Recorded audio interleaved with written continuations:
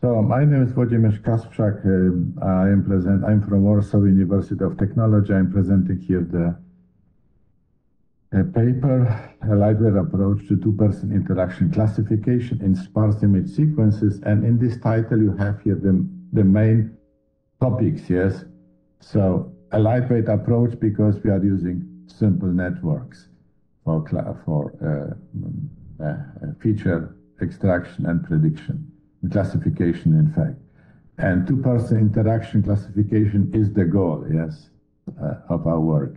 And sparse image sequences is the characteristics of the input data.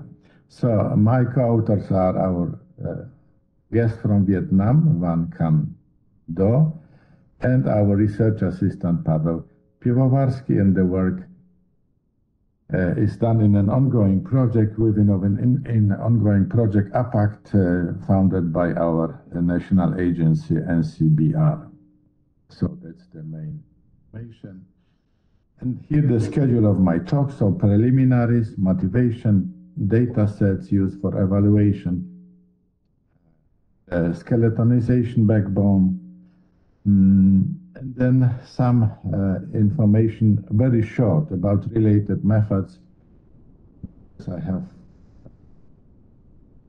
to introduce the approach, the results finally, to conclude the main points. Yes. So motivation, we have here two types of applications. We are interested in a solution that can both work for sparse photo sequences, so like galleries in the internet, yeah, actually on sex or portals. We need to analyze them. I show you some gallery from a ballet here, available on the YouTube.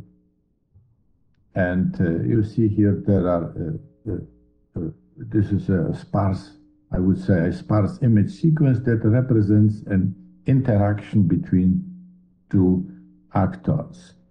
And we have also dense frame sequences, yes, to analyze. So video clips where you can freely choose which frames, freely or randomly choose which frames you select for the further analysis. And of course, you see already that our approach will here rely on a skeletonization, so an important pre-processing or processing will be to use a human pose or skeletonization backbone network. So we need, within our work, we need to evaluate different approaches, simple networks, complex and high-end networks too. So the problem is whether how we can evaluate, how we can compare our results with the work of others. So the best way is to use a very popular data set. And here you see a data set that can both be used to evaluate 3D action classification based on 3D data, or they can be simplified to two-dimensional data. This is the SBU Kinect interaction data set, a very popular one, which holds annotated examples for 8 interaction classes. But our evaluation will be based on a more recent, yes, NTU from Singapore and China, a common work of 2 institutions from 2 countries, Nanyang Technological University, RGB+D. There are 2 data sets, one published in 2016. This is the smaller one with 11 holding 40 annotated actions of persons, including 11 interactions between 2 persons. And we are interested in the interactions on here. So 11 interaction classes in the smaller set and 26 interaction classes available in the second larger data set here, holding in total 120 action classes. There are not only RGB videos available, but also already pre-processed data coming from Kinect, from free Kinect cameras version 2.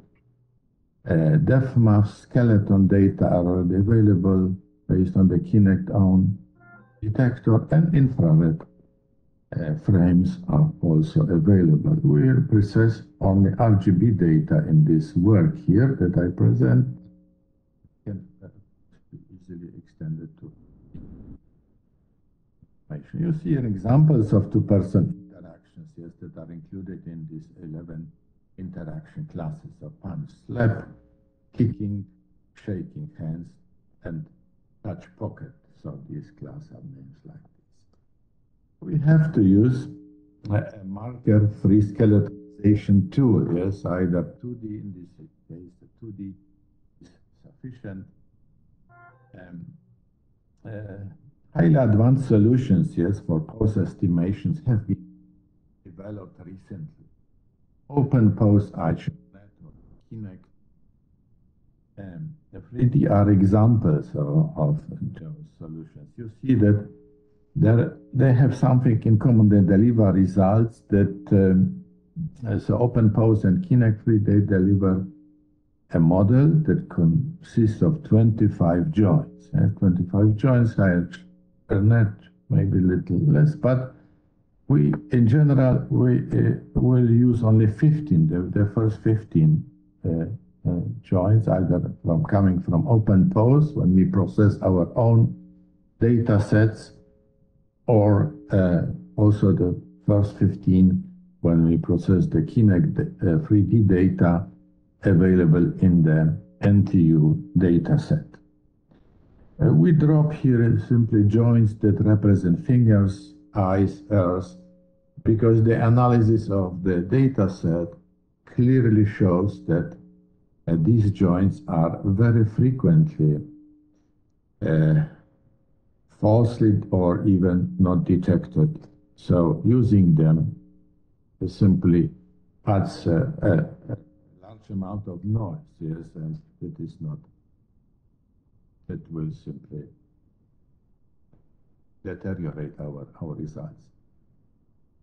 So action classification in video or interaction classification has already a long history, relatively long, of course, at least more than years. So last 10 years is dominated by deep learning solutions. But of course, initially there have been many solutions proposed based on direct detection of features of different type in RGB or RGBD videos, and then followed by the use of standard classifiers like support vector machine, or for, if you consider a sequence, the hidden Markov models, or for random forest, for example, classifiers were also popular here. But regarding the deep neural networks that are here applied, they typically follow the skeletonization step first. So skeletonization, which itself is performed by a very advanced deep neural network. And here we can distinguish, I have distinguished it depending on the data format, which these classifiers process 3 generations, yes, for type 1 generation, type 2, and type 3 generation.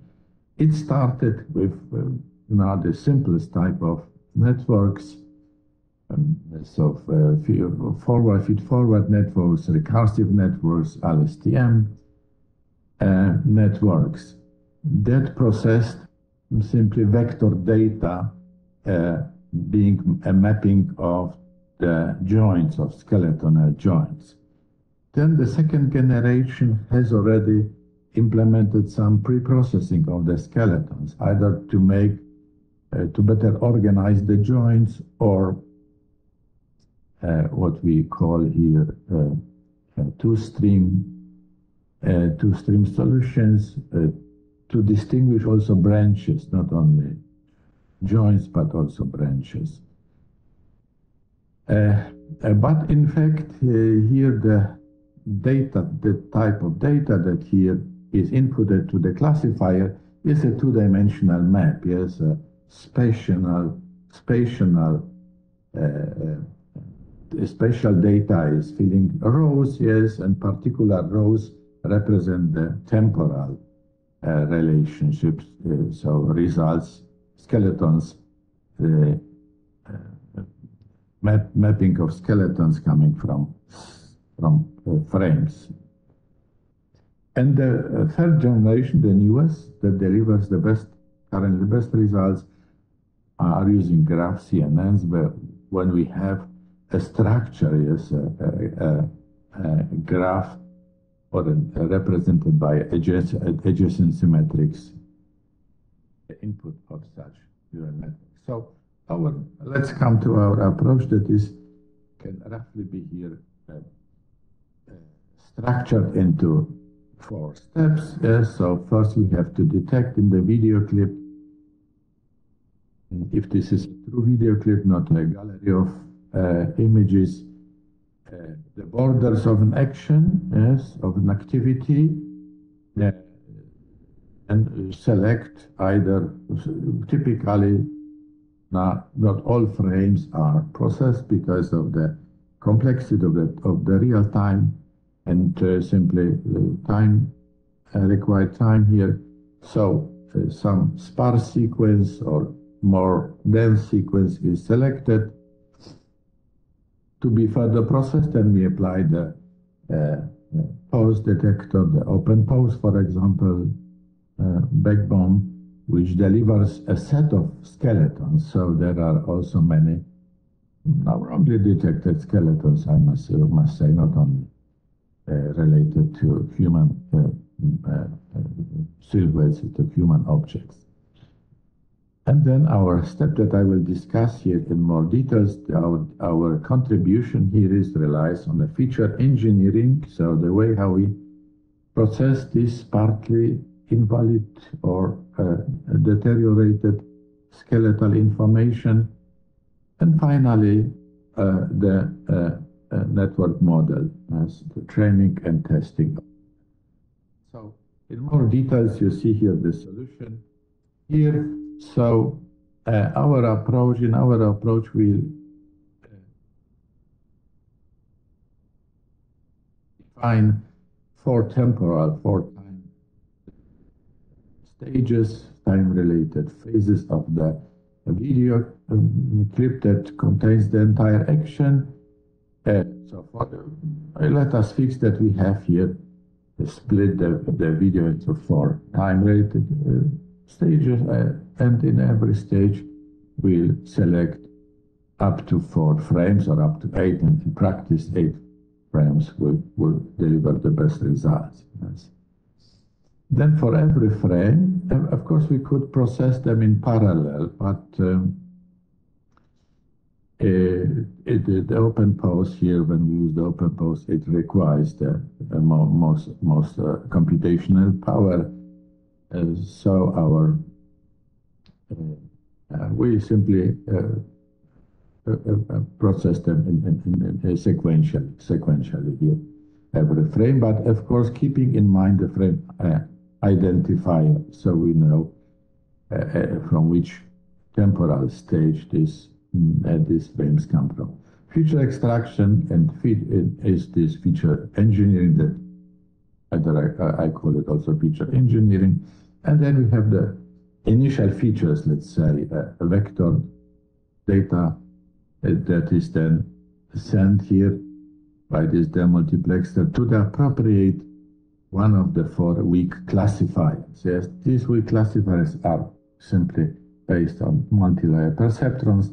The hidden layers here are shared, yes, because the hidden layers are responsible for further, yes, extraction of features for embeddings, and only the classification layers of these four, let's call it expert or weak classifiers, they are independently trained. The first one is trained on the frames coming from the first period, the second on the second period, third on the third, and the fourth on the fourth period. And finally, we have of course some model evaluation, and so the training here is repeated multiple times to reach the best parameter settings. And finally, we have here some vectors here, W, that represents the gains. Yes, for every weak classifier, we have here a class approach that is called mixture of experts. And finally, we need to accumulate here the results over time. Yes, so as a result, we get here the final and output from the classifier, individual weak classifiers, and summarize them to the final likelihoods. Select the most likely class. Sorry for reminding that, but your time is almost over. Time is over. I'm so sorry. I am too slow. Simply going too slow. So I will skip here the feature engineering. Yes. Sorry, no, maybe 2 words only. Okay, so the feature engineering means that we are merging joints from two skeletons. When there is one dominating skeleton which is missing, what the typical case is missing either a leg or a hand, or a hand, yes, an arm. And simply by the post backbone is regarded as an independent other skeleton, and we try then simply to join this, to merge these joints to the skeleton. Good, of course, local coordinates are used, normalization by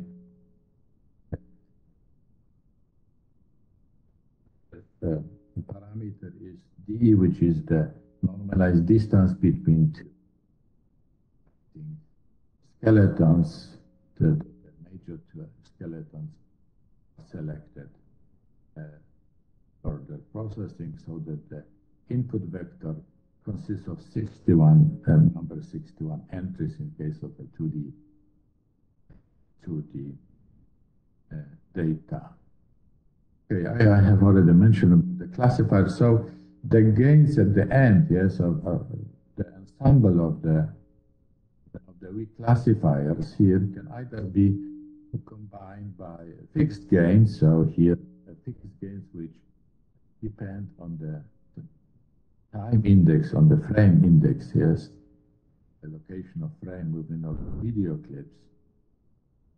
So initially, the first post, the first expert is here assigned the maximum gain, yes, in the mid terms, the second and third, and finally the fourth one.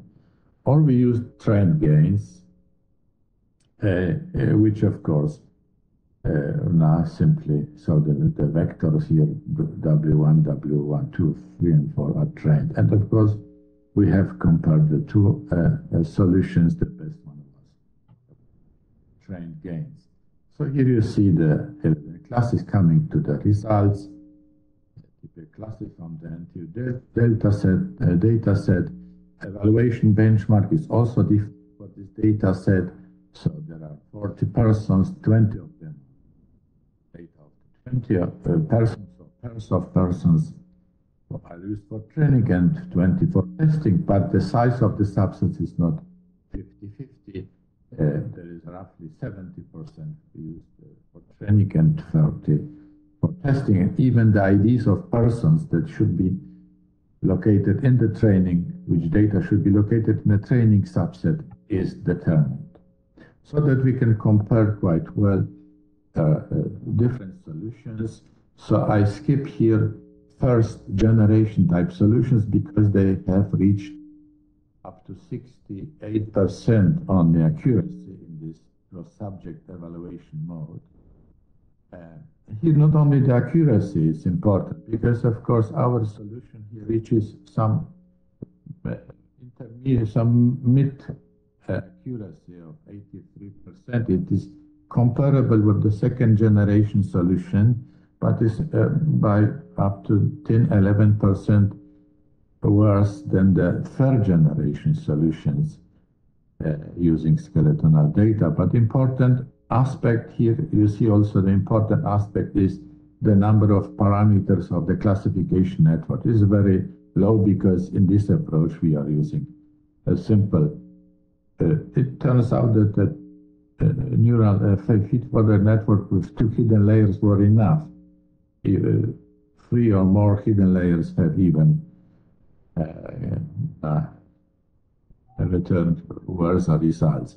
So one aspect is, of course, the low number of parameters, which in the best you see mega parameter, which is not too much for a deep network, but still, of course, 1 order of magnitude higher than ours. And also the length of the sequence. So sparse sequences deliver typically, as you see also in the second generation, other solutions deliver worse results. In case of the third, they are... sorry, another gentle reminder, your time is over. Okay. The event minutes. Sorry for that. See. Okay, so sorry for that. I have prepared also some more slides. So let me only conclude here that our contribution is in the pre-processing of skeleton data, which is, of course, current solution use this very often. So then we have, of course, the lightweight solution, which that there are 400,000 parameters to train, and we are using a relatively sparse frame sequence, so that also a gallery of photos related in time can be processed. The mixture is using sparse, but of course also dense video frames can be processed. And then easy extension to 3D joints is also possible. But at least on the NTU data sets, the results for 2D data for 2D joints are comparable with the results obtained for 3D joints. So thank you. That completes my... Thank you very much for the presentation.